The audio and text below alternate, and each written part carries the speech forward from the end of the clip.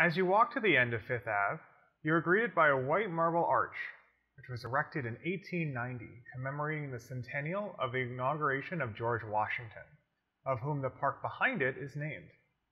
The land that is now Washington Square Park has gone through many transformations in the last 500 years.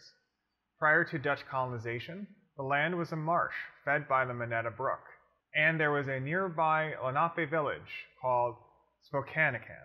Under Dutch occupation, white settlers in the area fled Lenape raids, and the Dutch government granted parcels to members of the black militia to create a buffer between Lenape and New Amsterdam to the south. These men had been given the status of half-freedom, which meant that they were free, but the children were still enslaved. This led to one of the first African-American communities in New York, and these parcels were owned and passed down to generations until 1791, when the City Council of New York purchased the farmland which is now Washington Square Park.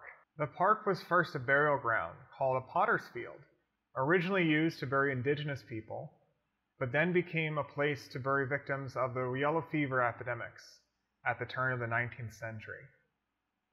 It became a park officially in 1849.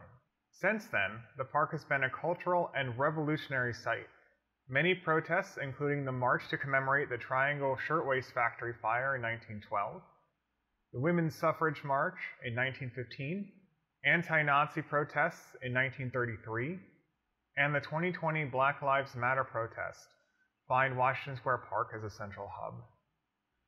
While the site's ecological importance as a wetland was lost hundreds of years ago, the park still provides some nature in the urban environment. A new initiative by the administrator and the head gardener of Washington Square Park is underway to plant pollinator-friendly flowers in gardens around the park, hoping to attract honeybees, bumblebees, and other important pollinators. The challenge is to find the right flowers that can survive life in New York City and attract a lot of pollinators.